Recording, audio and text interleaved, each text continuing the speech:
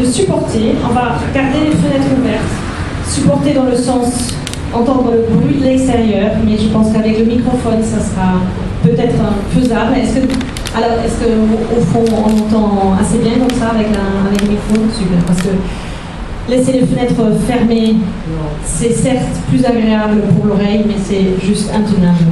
Voilà. Et Monsieur Münster, vous manifesterez après si vous préférez qu'on ferme. Sinon, vous avez... Voilà. J'aime bien que ça. Parfait, super. Alors, bienvenue. Petit François. J'ai l'honneur de vous annoncer ce soir la conférence de Monsieur Arnoulds. Bien que vous soyez nombreux à connaître Monsieur Münster, au moins comme fidèle ami de notre centre culturel, nous sommes très fiers. Monsieur Münster est avant tout un grand philosophe franco-allemand et auteur de très nombreux ouvrages philosophiques. Maître de conférences honoraires de l'Université d'Amiens, il a également enseigné, entre autres, aux universités de Paris 7 et de Paris 8, de Rio de Janeiro, de Rome. Monsieur Münster est spécialiste de la pensée allemande moderne et contemporaine, et ses ouvrages portent sur les œuvres de grand nombre de philosophes. Nombreuses sont ses publications et interventions à la radio française, allemande et suisse, ainsi que dans des revues philosophiques et journaux. Expert de l'école de Francfort, M. Münster nous a déjà fait l'honneur de sa conférence sur Jürgen Habermas et l'Europe en novembre 2019. Aujourd'hui, il nous présente le jeune Horkheimer. Cette conférence, à l'occasion du 50e anniversaire de la mort de Max Horkheimer, le 7 juillet 1973, est un hommage à ce fondateur de l'école de Francfort. Cette date est également l'occasion de la parution de l'essai Der junge Horkheimer que vous pourrez acheter à la fin de la conférence et les faire signer par son auteur. Il y aura aussi d'autres ouvrages de M. Münster en vente à la fin de la conférence. Comme c'est à nouveau notre habitude, je vous invite à prendre un verre de l'amitié à la fin de la conférence et cela nous permettra aussi de poser des questions à M. Münster. On verra s'il y a une discussion qui s'enchaîne après la conférence. On va d'abord passer à vos questions. Si vous avez des questions plutôt privées à poser à M. Münster, on peut très bien enchaîner ensuite avec le verre de l'amitié. Permettez-moi un petit mot au nom du CCFA.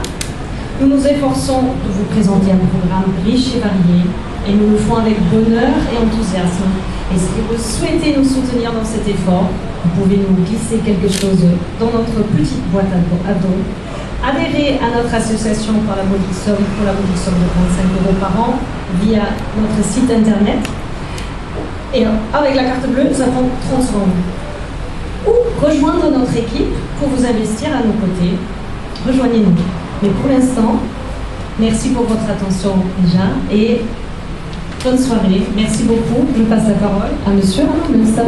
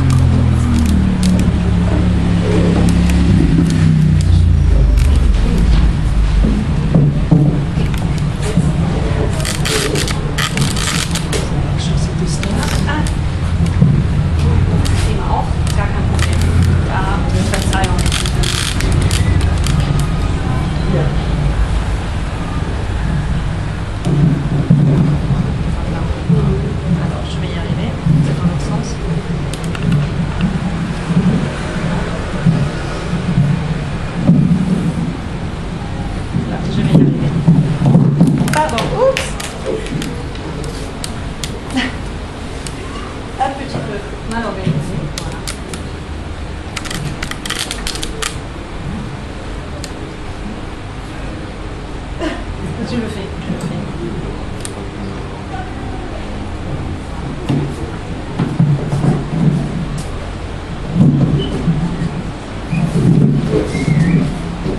Est-ce que ça vous va comme ça? C'est pas.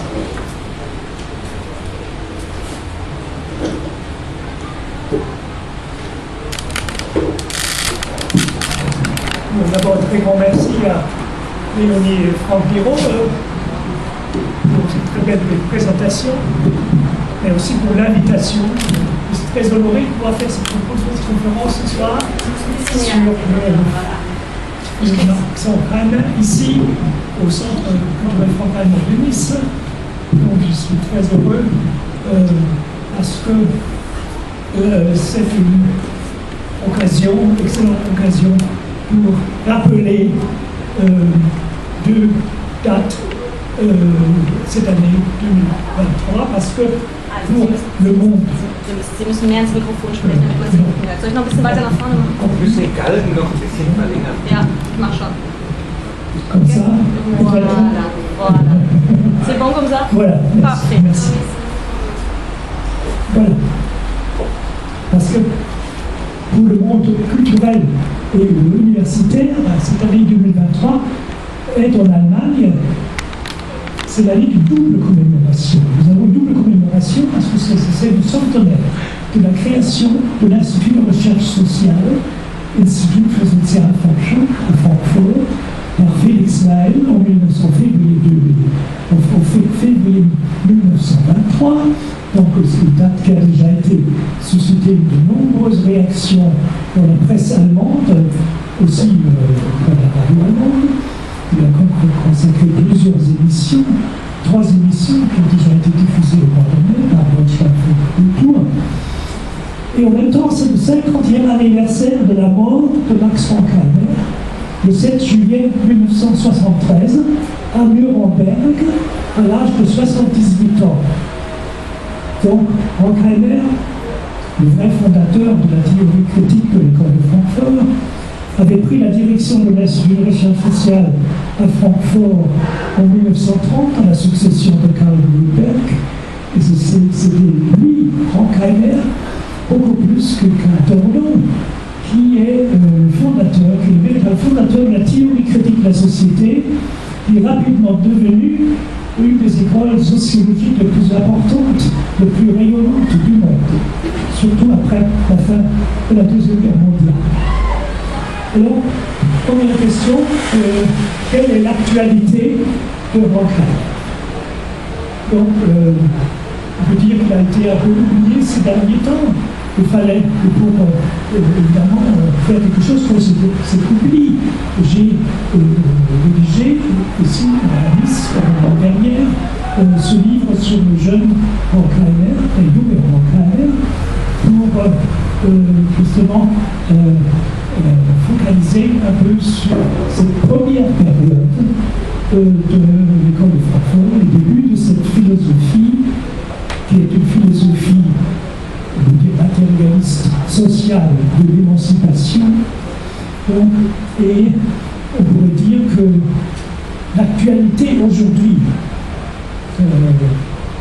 de Horkheimer, c'est incontestablement le fait que Horkheimer était, depuis l'arrivée du nazisme en Allemagne en 1933, aux côtés de Walter Benjamin, de Theodor Adorno, de Ernst Bloch, de Herbert Marcuse, de Hannah Arendt.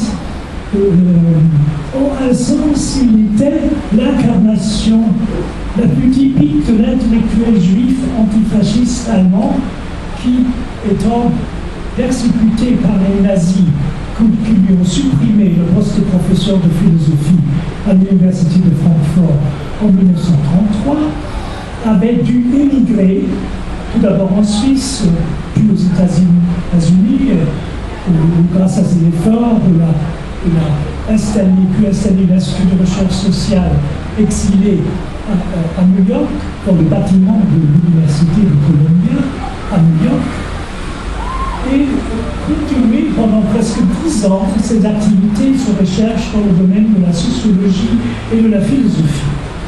Ce qui a conduit directement à la fondation de cette théorie critique de la société, autrement dit, de cette école du marxisme de l'école de Francfort autour de Horkheimer et d'Adorno.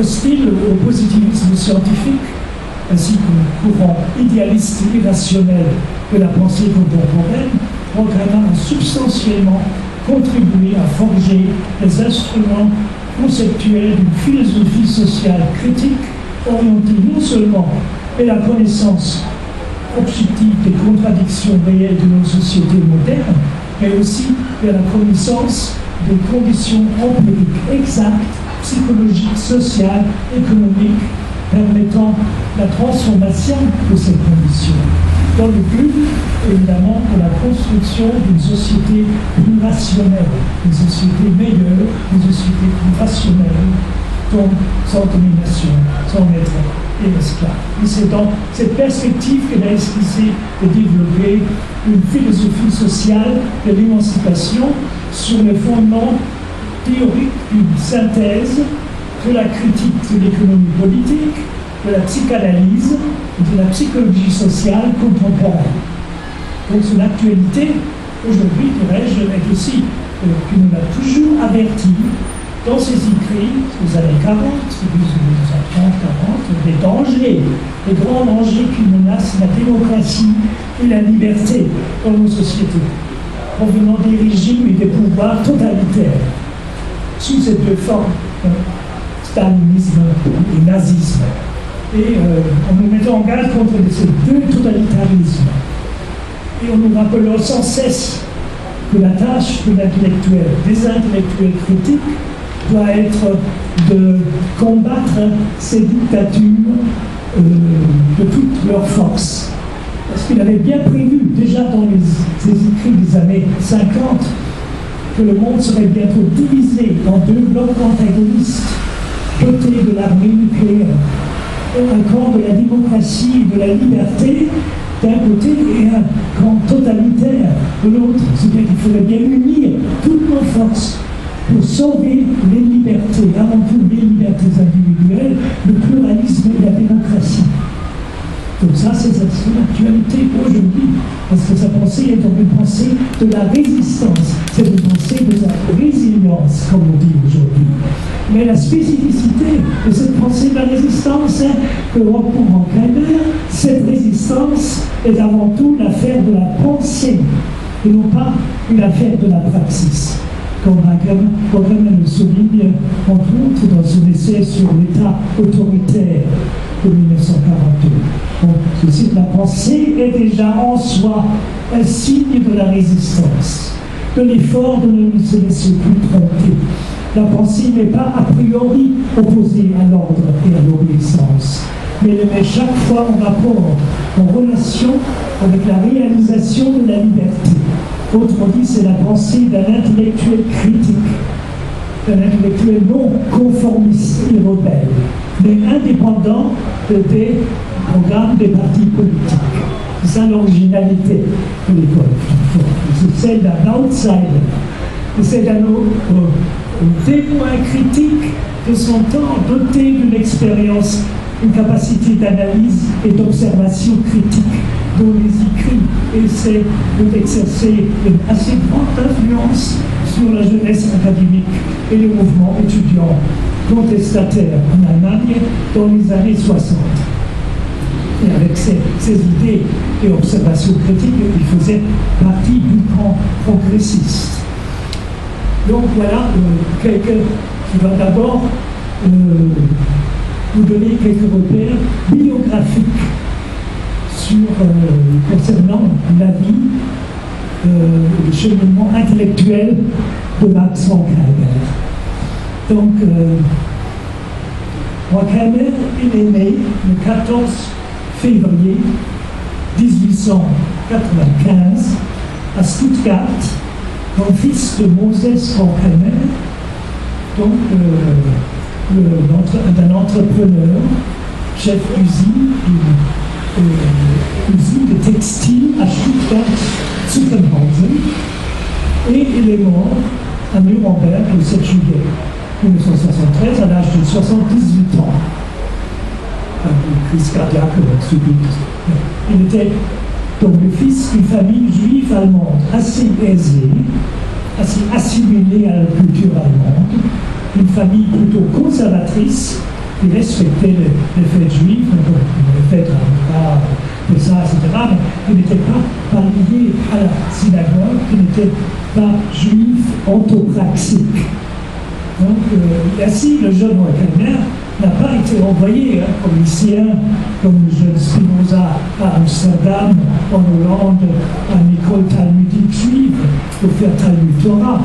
Il a plutôt été envoyé par son père à un lycée humaniste classique à Munich, où on apprenait du grec et du latin, avant de faire des études universitaires, tout d'abord à Munich, puis à partir de l'année 1919 à l'université de Francfort. Donc, en classe seconde, son père l'avait retiré du lycée pour l'initier à la gestion de son entreprise. Parce qu'il devrait prendre la succession de cette entreprise textile à Stuttgart. Donc, avant de l'envoyer de 1912 à 1914 à l'étranger, c'est-à-dire en Belgique, puis en Angleterre, à Manchester et à Londres. Donc, un séjour à l'étranger. Il faisait ensemble avec son ami de jeunesse, Friedrich Pollock, qui était également le fils d'un riche entrepreneur, d'un industriel, qui a aussi exercé une assez grande influence philosophique et politique sur le jeune Horkheimer. Et même encore pendant la période de la construction de l'activité de l'Institut de recherche sociale à Francfort, et aussi ultérieurement pendant les années noires du fascisme, pendant ces années d'exil aux États-Unis. Donc le jeune Horkheimer et le jeune Pollock formaient, pour ainsi dire, un couple, comme dirait l'allemand, Adorno et Horkheimer. Et la même chose valait donc, évidemment, pour ce célèbre couple, et attestant d'une amitié profonde et solide qui a duré presque 40 ans, l'amitié Horkheimer avec Adorno. Mais c'est Friedrich Pollock qui, pendant le séjour commun à Bruxelles en 1912, avait fait découvrir à Max Horkheimer à l'hôtel, un beau jour, l'œuvre et la pensée d'Arthur Schopenhauer. Donc une rencontre à mince égard importante, mais décisive, parce que c'était déjà à ce moment-là que Horkheimer commençait à s'intéresser sérieusement à l'œuvre de l'auteur du livre monumental Le monde comme volonté et représentation des Welt als Wille und Vorstellung, donc Schopenhauer. Et c'est dans sa dernière phase, après son retour de l'exil américain en 1949, que Horkheimer se tournera définitivement vers Schopenhauer et vers sa philosophie pessimiste, en prenant de plus en plus ses distances par rapport à Marx, tout en restant toujours attaché à la psychanalyse freudienne et à la psychologie sociale. Et dans ce contexte théorique, philosophique, politique, il faut situer Horkheimer. Évidemment, c'est en 1930 que Max Horkheimer était devenu professeur ordinaire de philosophie et de sociologie à l'université de Francfort, et aussi le président de direction de l'Institut de recherche sociale. Et en même temps, il est ainsi devenu le principal fondateur et architecte de cette école de Francfort, donc une école de sociologie et de sociologie critique et de philosophie politique de renom international, dont l'originalité consistait dans le fait qu'il préconisait d'enseigner en défiant tous les courants positivistes de la sociologie de l'époque, tous les courants irrationalistes, fascisants, ainsi que tous les courants dogmatiques du marxisme, donc une sociologie, donc une philosophie critique précisément élaborée sur le fondement d'une synthèse de la critique de l'économie politique de Marx avec la psychanalyse et la psychologie sociale, une synthèse qui affichait bientôt, surtout à partir de l'année 1936-37, sous l'étiquette théorie critique de la société, kritische Theorie der Gesellschaft. Donc, on peut distinguer dans l'itinéraire philosophico-politique de Horkheimer 4 phases. Premièrement, donc, il y a une première phase, 1919 à 1925, qui a fortement marqué l'influence déterminante du professeur Hans Cornelius de l'Université de Francfort par Kant et le kantisme. Donc, évidemment, la première phase, la procédure est tout à fait kantienne. Il y a une deuxième phase de 26 à 33 est marquée par une évolution vers le marxisme, le matérialisme historique et dialectique, sous l'influence de Karl Grünberg, qui lui venait de Vienne et qui était très influencé par l'austro-marxisme. Et puis il y a une troisième phase, de 1934 à 1949, qui est celle de l'exil de Horkheimer et d'Adorno aux États-Unis, notamment à New York, et c'est là où, évidemment, les grands textes devenus des classiques de la sociologie moderne seront rédigés et publiés, comme un essai sur l'autorité des familles, matérialisme moral, etc. Donc, c'est évidemment une quatrième phase, 1950 à 1973, c'est la refondation de l'Institut de recherche sociale à Francfort, et que ça, on pourrait dire tout ça, réorientation idéologique et philosophique, c'est le tournant de Horkheimer vers Schopenhauer, en un sens aussi un peu vers la religion, s'accompagnant donc d'une certaine prise de distance par rapport au positionnement philosophique et politique intérieur, qui pour marquer la phase proprement dite philo-marxiste de l'école de Francfort pendant l'exil américain.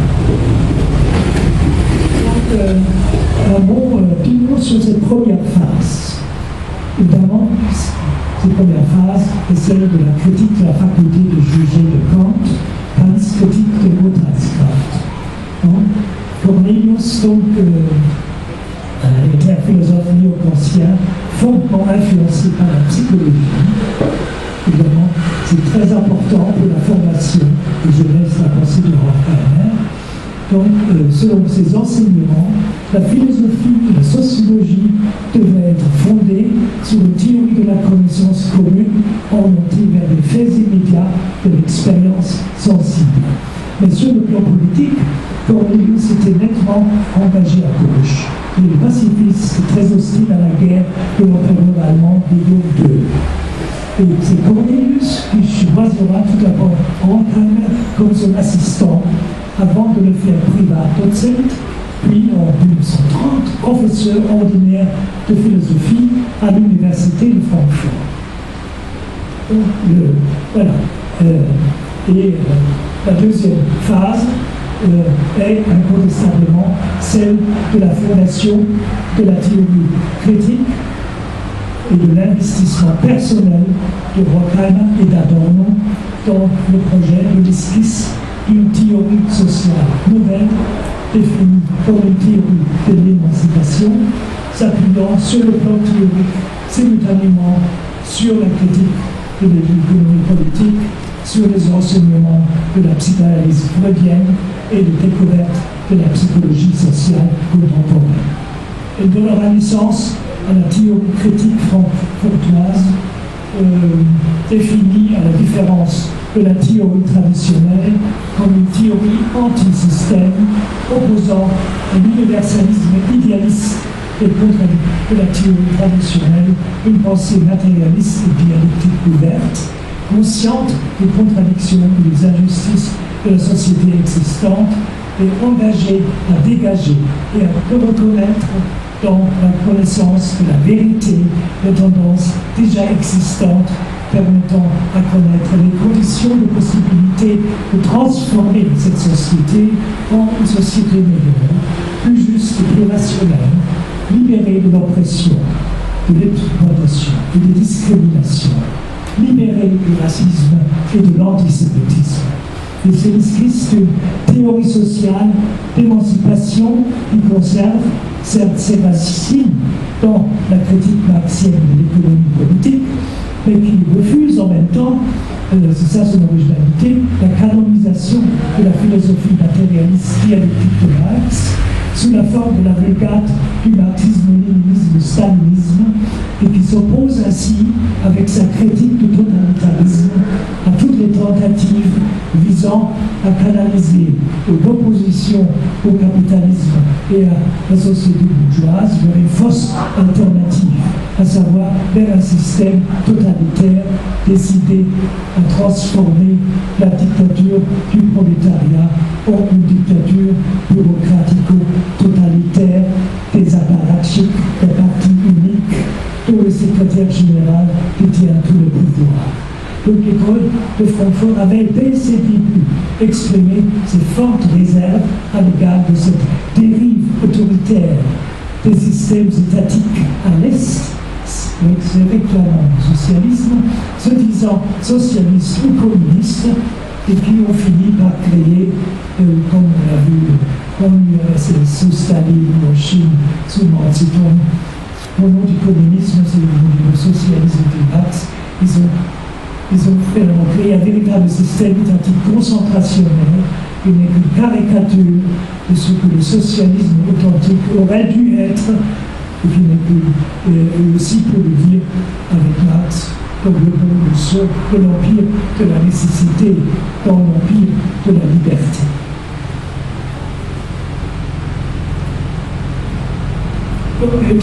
Un événement est arrivé dans cette première période encore ancienne de la formation philosophique de Max Horkheimer. C'est au séminaire de Cornelius, il a fait la connaissance de Theodor Wiesengrund Adorno. Donc une rencontre qui sera décisive pour tout son itinéraire de philosophe et de sociologue, et pratiquement pour toute sa vie future.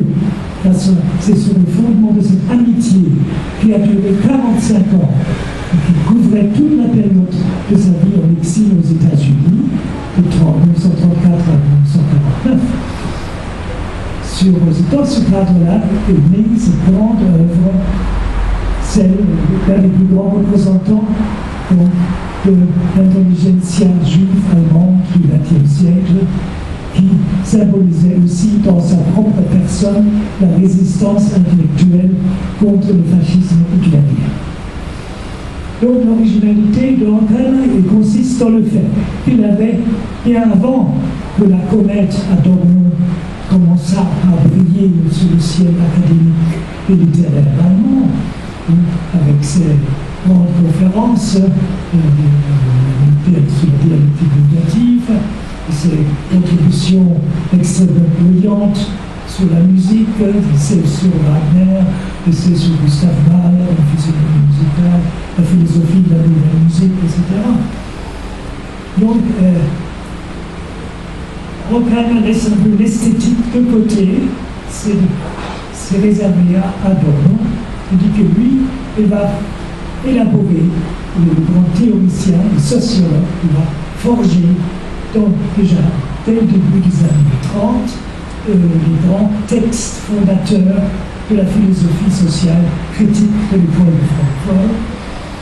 Donc, c'est là, pratiquement dès le début de sa direction de l'Institut de recherche sociale, et avec notamment appuyé par la Zeitschrift für Sozialforschung, la revue de recherche sociale, donc il était devenu le directeur, également en 1930.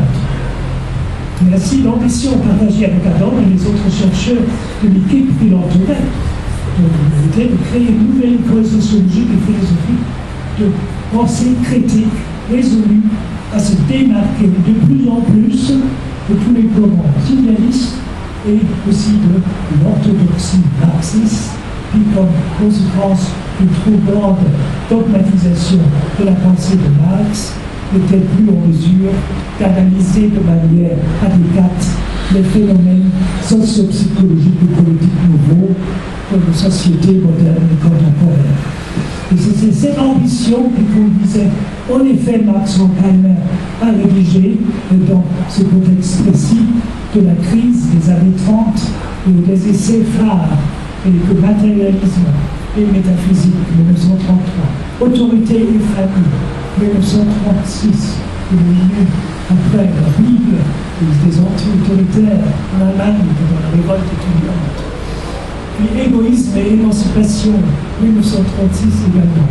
et le grand essai Théorie traditionnelle et théorie critique de 1937, donc, que vous pouvez lire en traduction française chez Gallimard, qui a été très bien traduit et édité, publié en 1974 seulement par les éditions Gallimard. Et ces essais qui sont devenus dans les années 60, donc dans l'après-guerre, donc des textes de référence numéro 1 pour une partie de la jeunesse allemande. C'est la jeunesse allemande de l'après-guerre, les étudiants qui étaient à la recherche de nouveaux repères théoriques, de nouveaux horizons politiques. Donc, qui commençaient à s'identifier de plus en plus avec les idées de cette théorie critique. Ainsi, par exemple, l'essai Autorité et famille de Rothheim de 1936 a servi, j'en suis témoin, la révolte de mai 68, aux côtés de certains essais de textes de Herbert Marcuse, de Roland Luxembourg, de Ernst Bloch, de Jean-Paul Sartre.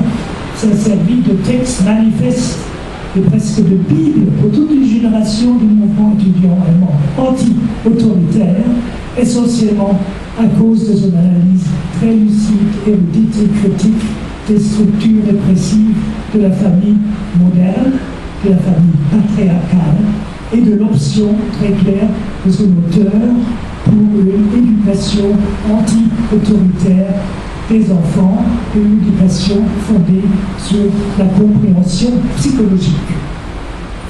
Elle a ainsi fourni l'impulsion initiale pour la création, à partir des années 67-68, en Allemagne, d'un grand nombre de crèches anti-autoritaires de pratiquement toutes les grandes villes de la République fédérale allemande, dans le cadre d'un mouvement contestataire des valeurs dominantes et traditionnelles. Vous avez partie des départements sociologiques des universités de Francfort et de Berlin-Ouest. C'est à partir de là rapidement étendu et développé pendant les années 70 à pratiquement tous les secteurs de la société allemande. Et dans un sens, Rothheim a été ainsi devenu le père fondateur, le symbole même, avec Herbert Marcuse, d'une révolte anti-autoritaire de la jeunesse et des étudiants, dont les effets se faisaient encore sentir au courant des années 80, et qui a aussi encouragé dans son sillon la naissance et le développement d'un mouvement féministe et d'un mouvement écologiste. Et 30 ans après avoir écrit Autorité et famille, a donc, plus en un sens, récolté tardivement les fruits de son essai pionnier. Mais paradoxalement, ça aussi, il faudrait le souligner, paradoxalement, à un moment où il avait déjà substitué lui-même l'élan contestataire et révolutionnaire de sa jeunesse. Il était âgé de 41 ans lorsqu'il avait écrit déjà en exil aux États-Unis cet essai sur l'autorité des familles. Là, par une attitude plus résignative, ce qui avait comme conséquence, entre autres, qu'il désapprouvait, comme Adorno et Habermas, lorsque la révolte étudiante avait gagné aussi le terrain de l'Université de Francfort et de l'Institut de recherche sociale en 1968. Évidemment, il manquait de compréhension pour les formes d'expression de ce mouvement contestataire. Donc, d'ailleurs, pour une grande partie, ça réclamait de ses idées et de ses écrits. C'était un peu la situation paradoxale dans laquelle se trouvait l'école de Francfort en 1968. Mais il faut dire aussi que Rothheim a été beaucoup moins impliqué personnellement dans ces conflits d'un côté avec la radicalité d'un mouvement contestataire anti-autoritaire, c'est clairement l'université. De l'autre côté, les professeurs bien installés, donc ils voulaient continuer à faire le cours magistral, n'appréciaient pas qu'ils soient interrompus, n'appréciaient pas certaines formes de protestation surréaliste. On a vu à Francfort des étudiants ont apporté des ours en peluche parce que c'était à Teddy, c'était le surnom pour Adorno, donc il s'était ridiculisé par leur cours magistral. trop, parce qu'Adorno a très mal pris, n'est-ce pas? Donc, alors il y avait donc un problème de non-compréhension, mais c'est très mal terminé par le fait que finalement, après plusieurs semaines d'occupation, Adorno a appelé la police pour évacuer le siège social. Évidemment, c'est ce qui a créé une énorme émotion parmi les étudiants, toute la ville de Francfort, etc. Et bon, l'année après, on peut dire que c'est terminé en août 1969 par la mort subite d'une crise cardiaque le 9 août 1969 d'Adorno pendant ses vacances en Suisse, près de Zermatt. Ce qui a mis finalement à cette situation chaotique à Francfort, dans le domaine même où il faut dire que Horkheimer n'était pas plus en première ligne pendant ce conflit, à la différence de Adorno et de Habermas, dont le cours était perturbé par les étudiants, même certains appartenant à l'ultra-gauche, et ce qu'ils ont critiqué, mais Horkheimer lui-même était déjà à la retraite depuis 1962, s'était retiré en Suisse, c'est-à-dire à Montagnola, près de Lugano, où il vivait une retraite tranquille, mais il observait de loin ce qui se passait en Allemagne pendant la révolte étudiante. Il était en contact permanent avec ses amis depuis ce temps, c'est-à-dire Adorno. Donc, voilà. Donc, il y a eu un problème. Évidemment, c'était plus le même Horkheimer qui s'efforçait comme directeur de la revue de recherche sociale de compléter la critique marxiste de l'économie politique par l'introduction de certains concepts clés et de découverte de la psychologie sociale, de la psychanalyse, en défendant aussi le projet politique d'une société plus juste, plus libre, plus égalitaire, c'est une société sans classe, car comme cela est attesté par les écrits, les œuvres de la dernière période de Horkheimer, de 49 à 69, donc le grand philosophe sociologue de Francfort, qui avait 73 ans lorsqu'il éclata la révolte étudiante, s'est limité désormais à répéter qu'il s'agissait maintenant pour lui avant tout de défendre l'inviolabilité de l'individu et ses libertés contre toutes les tentatives de totalitarisme, surtout du totalitarisme soviétique et celui des pays de l'Est. Il y avait donc un tournant. Mais à la différence d'Adorno, on a manifesté quand même un certain intérêt et puis une réforme de l'université. Il était convaincu qu'il fallait absolument réformer les universités allemandes, et sur ce point, il était presque en accord avec les étudiants. Pas dans les détails, bien entendu. Mais sur ce point-là, il avait fait une grande concession à ce moment. Je pense que si on lit les derniers écrits, les interviews de Horkheimer des années 60 ou 70-71,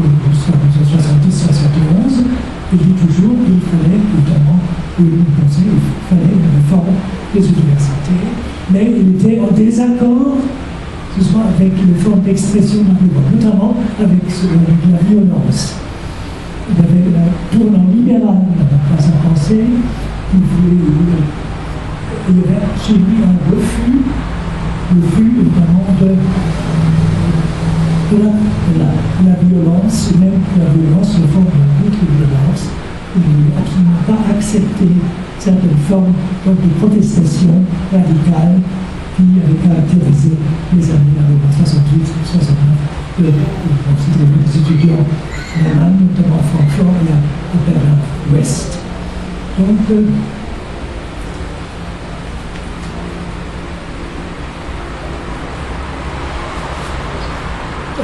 encore, on peut dire aussi, il n'a jamais révoqué non plus sa théorie. Mais lorsqu'il s'agissait parce que les éditions Fischer, parce que Horkheimer n'était pas publié chez Surkamp. Surkamp publiait à Dortmund, ne publiait pas les écrits de Horkheimer. Ce sont les éditions Fischer à Francfort qui ont préparé l'édition des œuvres complexes de Horkheimer en 1922. Mais évidemment, en 1968, l'éditeur a proposé à Horkheimer la réédition de ces essais critiques, des sociologies critiques des années 30, commençant par l'autorité des familles, et dans un premier temps, Horkheimer a refusé. Parce qu'il s'est identifié en disant je ne peux pas faire cela, parce que je n'ai pas pensé à évoluer, je ne suis plus là, je suis devenu libéral, etc. Il a dans un premier temps refusé le projet de réédition de tous ces essais critiques des années 30 et 40 chez Fischer. Mais finalement, puis alors il y a eu un échange avec l'éditeur et un compromis. Il a finalement consenti, mais pas facilement, à la réédition de ce texte, à condition que ce soit complété par une introduction, une préface. Dans laquelle il explique aussi pourquoi, sur certains points, il avait changé d'avis. Donc, ça a été accepté par l'éditeur, finalement, en 1968, finalement, ça a été réédité, mais sous un grand succès. Vous pouvez lire Horkheimer dans l'original, et évidemment, ces réticences sont caractéristiques pour le tournant qui s'est produit chez lui après son retour de l'exil aux États-Unis en 1949 et la refondation de l'Institut de Jean Chazal en 1950.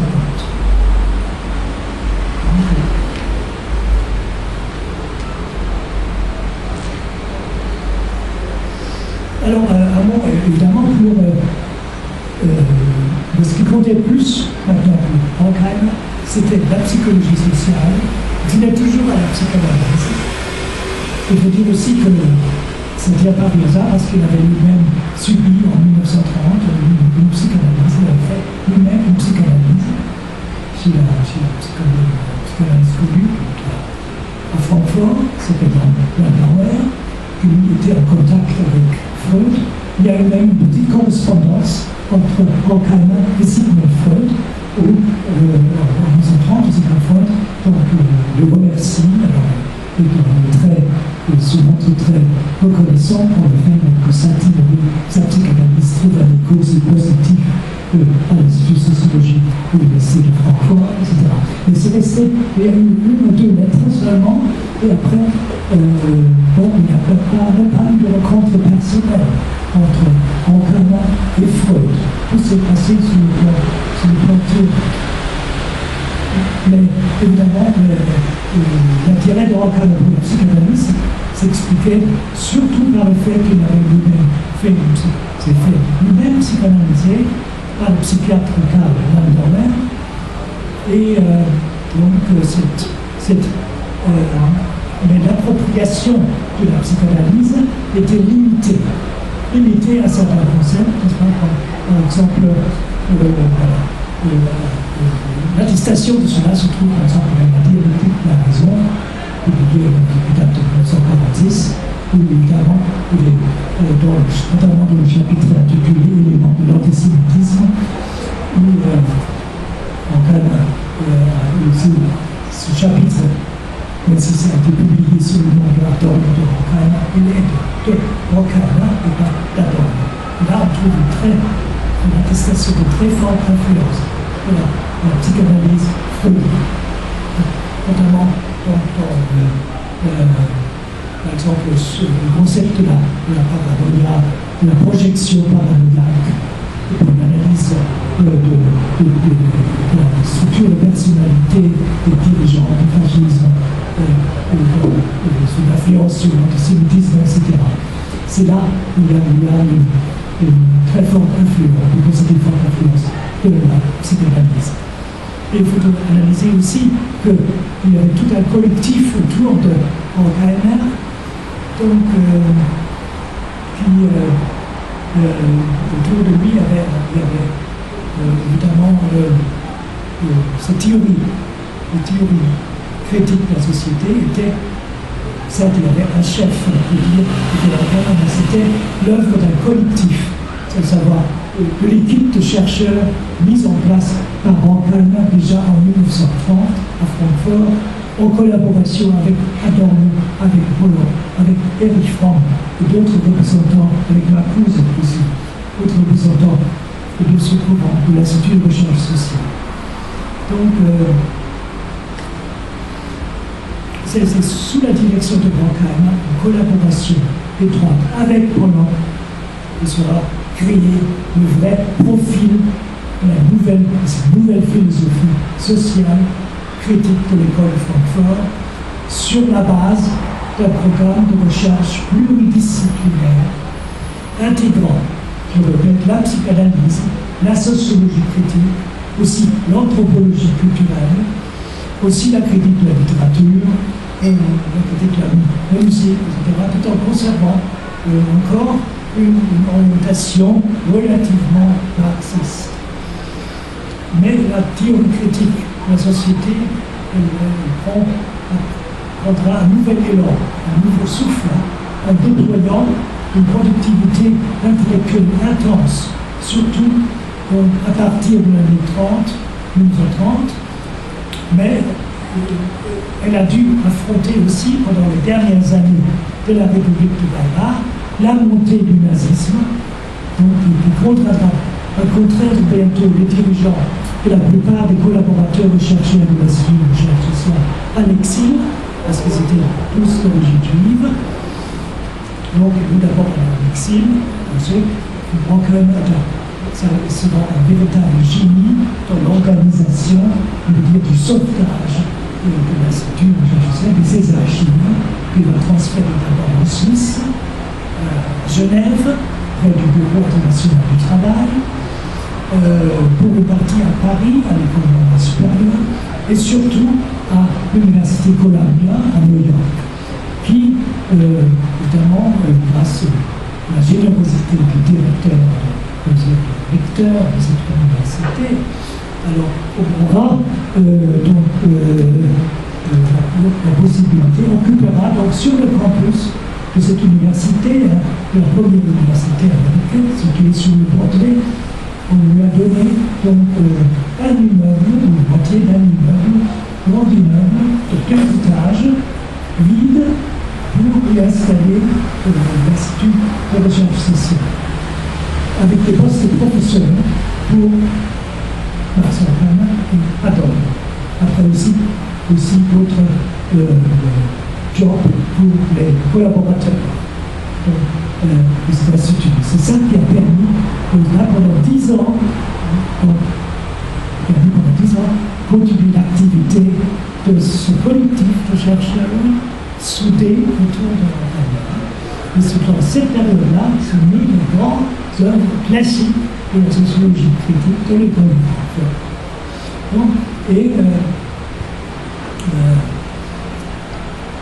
C'est là que, selon j'ai déjà dit, rédiger les grands textes. Métabolisme moral, métaphysique, mouvement de liberté, théorie critique et traditionnelle, 37. Ainsi que l'étude de Horkheimer sur l'État autoritaire, 1940. Très important parce qu'il s'agit de double critique du totalitarisme sur ces deux aspects dominants. Alors arrive 1941. En 1941, après 10 ans d'activité intense à Columbia University, bien payée par les amis américains, aussi intégré aussi Marcuse, en 1941, Max Horkheimer va prendre la décision d'aller en Californie, à Los Angeles, à Pacific Palisades, là où habitait Thomas Mann, et déménagera donc en Californie. Et c'est là qu'il écrira, ensemble avec Adorno, le célèbre livre Dialectique de la raison. Il sera publié pour la première fois en 1946. Alors, et voilà, finalement, il faudrait souligner aussi la dernière quatrième dernière phase de l'école de Francfort, 1949 à 1969, c'est le retour en Europe de l'exil américain, mais installé depuis 1951 dans les locaux abandonnés en 1933, les nazis avaient fermé l'Institut de Jean Chassin. Ils sont réinstallés en 1951 avec le financement de vente de Hess, de la Hess, et de la fédérale allemande à Francfort, dans les mêmes locaux situés à Senckenberg-Anlage, que vous connaissez. Francfort, c'est pas loin de la gare à la ville de l'exposition de la foire de Francfort, la foire du livre de Francfort, chaque année en septembre. Alors c'est là. Alors ils prennent position de nouveau, réinstallent l'Institut de là. Et là, évidemment, commence cette phase où Adorno va déployer une activité intellectuelle extraordinaire. Et Horkheimer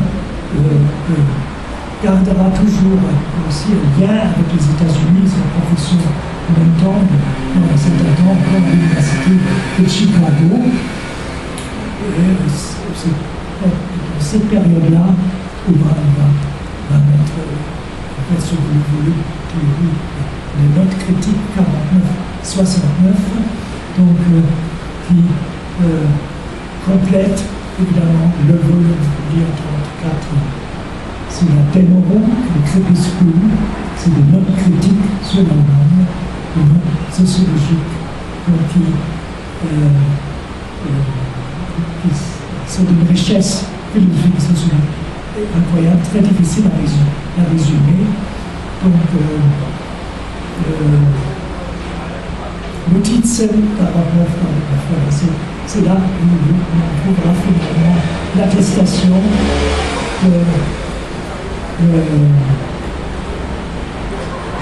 le changement, c'est-à-dire qu'on continue à affirmer une pensée critique, ouverte, mais maintenant bon marxiste, toujours marquée par la psychologie sociale, et un intérêt de plus en plus pour le pessimisme civilisationnel de Schopenhauer.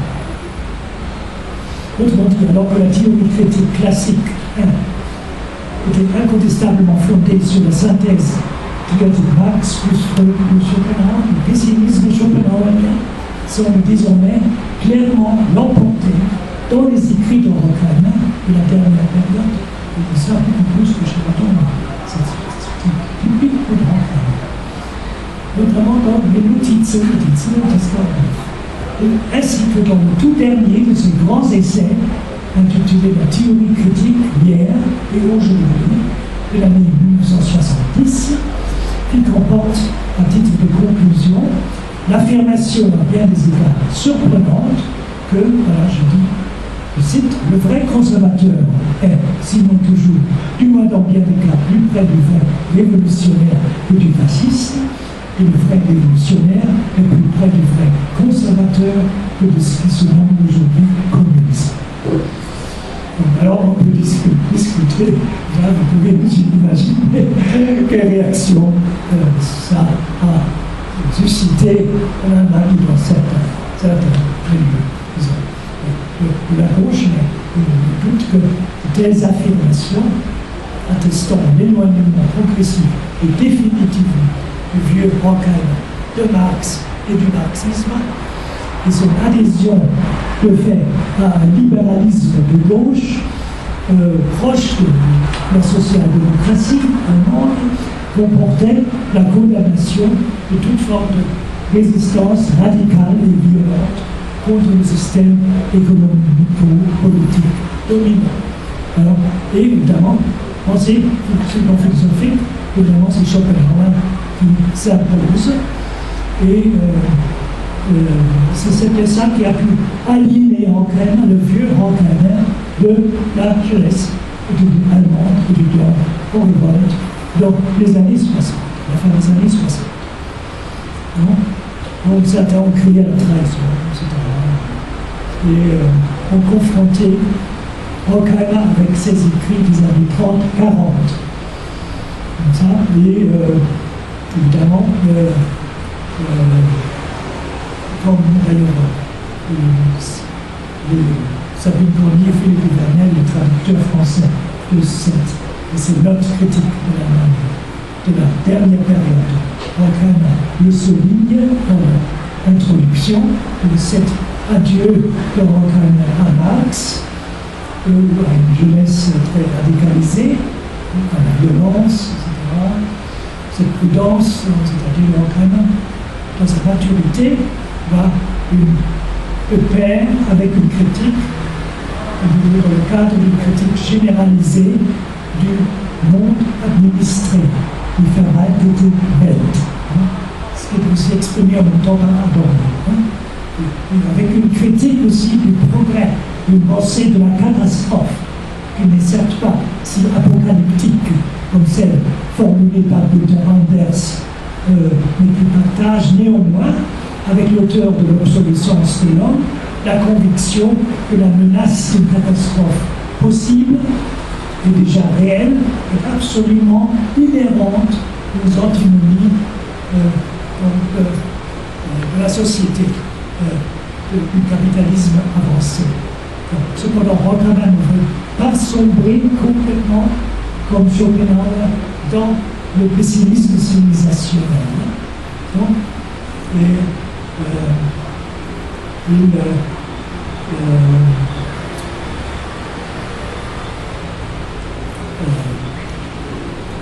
Bon, je ne peux pas continuer ça, mais c'est une raison de temps, donc je pense que je ne peux pas développer ça, je dois sauter cela, je dois limiter à ces remarques. Il faut lire le texte de Horkheimer, vous allez lire le texte de Horkheimer, vous allez trouver des choses très très intéressantes et très intéressantes aussi les interviews qu'il a données encore avant sa mort, notamment celui donné au Spiegel en 1971, où il explique très bien sa nouvelle position, notamment fait des retouches dans la théorie critique de la modération et il explique très bien les écarts, les raisons pour lesquelles prend ses distances par ici, par là. Cela, c'était sans se sacrifier l'essentiel.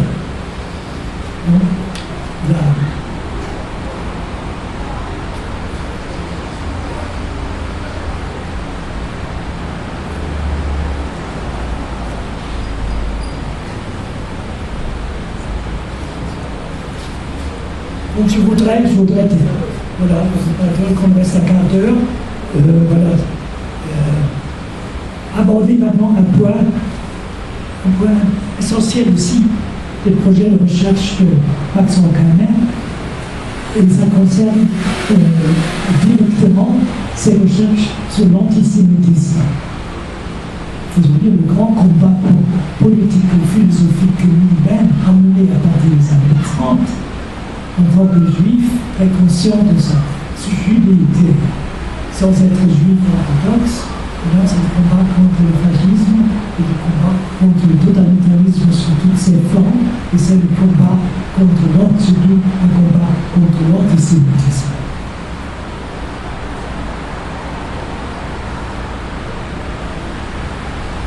Parce que le grand projet, dès qu'il arrive en Californie, à Los Angeles, en 1941, mettre en œuvre ce grand projet de recherche sur l'antisémitisme qui se distingue de la plupart des autres analyses connues sur l'antisémitisme, par exemple celui de Hannah Arendt, vous connaissez sans doute, par le fait que le philosophe sociologue de Francfort, il met dès ce début de sa recherche l'accent sur l'histoire de l'antisémitisme, comme le fait Hannah Arendt, mais sur la détermination socio-psychologique dans la naissance et le développement de l'antisémitisme moderne depuis le XIXe siècle, et surtout au courant du XXe siècle, où l'alliance étroite d'un hypernationalisme intolérant avec l'antisémitisme a conduit en Europe à la plus grande catastrophe de l'humanité, à savoir à la victoire du national-socialisme, le génocide du peuple juif. Donc, commis par le national-socialisme nucléaire. On connaît l'information de ce projet. Donc, ça coïncide avec l'activité de Horkheimer en tant que président de l'American Jewish Committee for Refugees, c'est-à-dire du comité américain d'aide pour les réfugiés juifs de l'Europe centrale. Ça ne relève pas du tout du hasard, car ce comité avait un conseil scientifique qui était également présidé par Horkheimer et qui pilotait un groupe de chercheurs spécialement recrutés pour concrétiser et promouvoir ce projet. Donc, maintenant, ce qui a déclenché ici, c'est ce projet, c'est le pogrom antisémite en Allemagne en novembre 1938, la fameuse nuit des cristaux, des corps de magasins juifs qui étaient détruits, les juifs tués, etc., par les corps nazis dans la rue, etc. Donc, alors, le but déclaré de ce grand projet de recherche sur l'antisémitisme lancé par Horkheimer était d'établir, sur la base de données empiriques irréfutables, une classification de toutes les attitudes, opinions et comportements antisémites, à savoir une typologie des antisémites contemporains, dont les formes d'expression typiques étaient ensuite scientifiquement analysées avec une échelle sociométrique moderne de la sociologie américaine, afin de pouvoir mesurer avec une exactitude scientifique toute une série, c'est-à-dire les potentiels,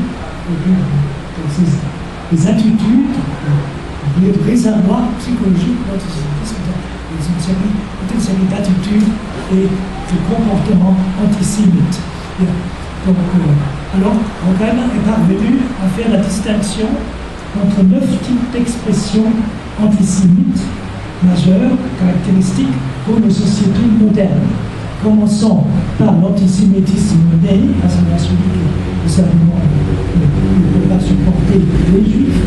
Deuxièmement, l'antisémite philosophico-religieux, à savoir celui pour lequel les juifs représentent que les fidèles d'une religion a priori hostile au christianisme dominant et un peuple déclaré responsable de la mort de Jésus-Christ sur la croix. Voilà donc l'accusation de déicide, c'est déjà un ménage contre les juifs, contre les romains, etc. Donc jusqu'à l'antisémitisme politique fasciste du XXe siècle, qui est caractérisé par son cynisme et sa haine viscérale des Juifs. Celui qui planifie froidement leur extermination en accomplissant sa tâche par des mesures administratives sans avoir des contacts directs avec les Juifs. Il est même capable de négocier gentiment avec les Juifs étrangers. Pour lui, l'antisémitisme est quelque chose de chosifié, de vérifié, dit Horkheimer. Évidemment, Horkheimer renvoie ici, entre autres, le discours de Goebbels, le ministre hitlérien de la propagande. Mais cette caractérisation de l'antisémite politique fasciste concerne surtout, bien sûr, quelqu'un comme Eichmann, exemple typique même du bureau antisémite agissant essentiellement à partir de son bureau, où il a organisé froidement la déportation d'assassinat de 6 millions de juifs d'Europe centrale, en exécutant, comme on l'a affirmé à son procès à Jérusalem en 1963, en exécutant tous les ordres qu'il avait reçus d'en haut. Donc, en ce qui concerne d'ailleurs la soi-disant mentalité typique des juifs, toujours évoquée par les antisémites, Horkheimer tient à souligner que dans son étude, dans son projet de recherche, que le soi-disant, ce que l'on entend souvent, n'est-ce pas, parce que vous avez un problème avec l'antisémitisme, l'antisémitisme latent et l'antisémitisme ouvert, qui est plus ou moins disparu. Alors, il faut toujours vous dire sur les gens, même s'ils ne se déclarent pas ouvertement antisémites, il reste un potentiel antisémite à cause précisément de préjugés et de enracinés depuis des siècles, transmis par des religions, devant le christianisme, et où les juifs sont toujours stigmatisés comme les assassins du Christ, comme ceux qui ont livré Jésus-Christ. On a été crucifiés, ils sont identifiés aussi toujours avec l'argent, avec la richesse, encore avec la bourgeoisie, avec l'or, tout simplement.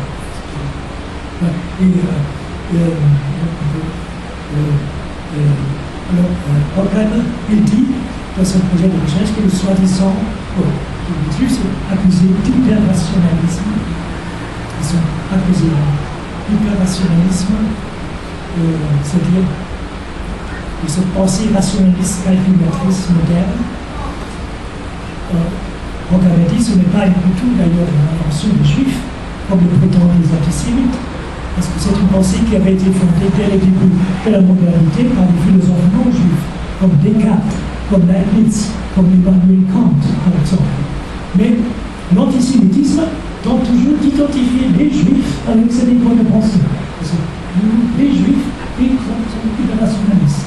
C'est eux qui sont surreprésentés. C'est eux qui dirigent la télévision. Des choses que vous entendez, on peut les dire, les gens, sur le marché, etc. Ce type de sentiment est toujours là, toujours au signe juif de préférence avec cet hyper-rationalisme.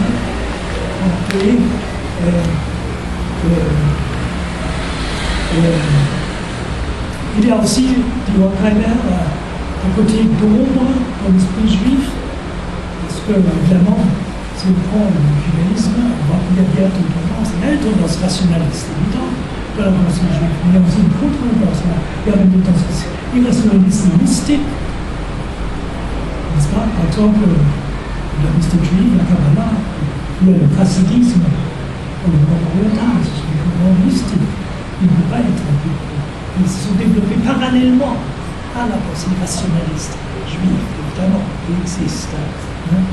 Puis Spinoza. Et Horkheimer, en tant que penseur rationaliste lui-même, ne s'identifie pas avec ce courant mystique, mais avec ce courant rationaliste. Et on est fier de dire, mais c'est de souligner la signification positive de ce rationalisme juif et son parti pris pour le droit de la raison, pour la liberté et la démocratie. Et bien sûr, il évoque dans ce contexte aussi Spinoza, ce grand représentant du rationalisme au XVIIe siècle, qui malgré le fait qu'il avait été éduqué à Amsterdam dans la tradition juive, a été exclu et excommunié en 1656 par le conseil des rabbins de la communauté juive d'Amsterdam, à cause de cette critique du dogmatisme théologique. Donc, comme le souligne Horkheimer, donc l'égalisation du truc de la pensée abstraite avait était bien la condition préalable pour le développement du monde dans un sens vraiment humain, car ce mode de pensée libère les rapports humains et les choses de leur tabou, en l'élevant dans la sphère de la raison. Et c'est la raison pour laquelle les Juifs ont été toujours dans la première ligne dans le combat pour la démocratie et la liberté. Donc il y a donc dans le judaïsme une cohabitation entre cette pensée rationaliste et cette pensée mystique. Donc, et bien entendu, Horkheimer dans son étude sur l'antisémitisme évoque aussi les conditions historiques sur lesquelles est née cette phobie anti-juive collective. Par exemple, le Moyen-Âge, pendant les croisades, pendant les épidémies de la peste, au XIIIe et XIVe siècle, où les Juifs ont été fréquemment accusés et diffamés en tant qu'empoisonneurs des puits, non seulement en Europe de l'Est, mais aussi en Pologne, en Hongrie, etc., mais aussi en Allemagne, en France, mais en Angleterre. Mais en ce qui concerne la grande responsabilité et la culpabilité des églises chrétiennes pour la propagation de l'antisémitisme, on peut être frappé par le fait que Horkheimer, et notamment, il critique à ce propos l'église protestante allemande et l'église catholique. Donc, Donc, il a même lancé aux États-Unis une enquête empirique dont le résultat était que ceux qui, en Allemagne, pendant les persécutions nazies, antisémites par les nazis, avaient le plus aidé les juifs en les cachant, c'était plutôt dans la grande majorité de simples catholiques pratiquants et non pas des protestants. Or, bon, évidemment, on peut regretter, je pense, malgré toute l'admiration qu'on peut transporter pour ce grand philosophe, le côté qu'Organon ne mentionne pas les protestants organisés dans l'Église confessante, étaient hostiles à Hitler, à l'antisémitisme, et puis comme Paul Lefebvre, par exemple, étaient persécutés, même déportés pour cela. Quand j'étais du droit à Bâle, j'ai connu un représentant, c'est l'Église protestante, le pasteur de Kolbitzer. Il m'a raconté comment ils ont résisté avec la bataille contre le nazisme, et on ne trouve pas la moindre trace de ça. C'est limite à plutôt, on pense, c'est Luther et ses propos notables, et là, il fait des remarques antisémites étranges,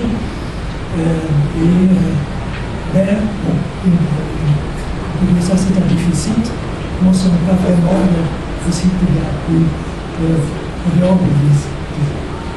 Catholiques, certains catholiques, parce qu'il y avait aussi le concordat, l'appel du protestant, mais pas de concordat, l'Église protestante a éclaté face au fascisme, l'Église protestante, l'Église confessante et l'Église du Reich, alors il ne parle pas de ça, il focalise plutôt sur. Évidemment, il pense qu'il y a une complicité, un sens entre le protestantisme très conservateur et l'antisémitisme. C'est sa thèse. Évidemment, il critique aussi l'antisémitisme des guerres de libération en Allemagne. Il parle d'une véritable collision entre le protestantisme allemand, le paganisme germanique et l'antisémitisme des guerres de libération contre Napoléon. Évidemment, genre de guerre de libération nationaliste, que le chantre était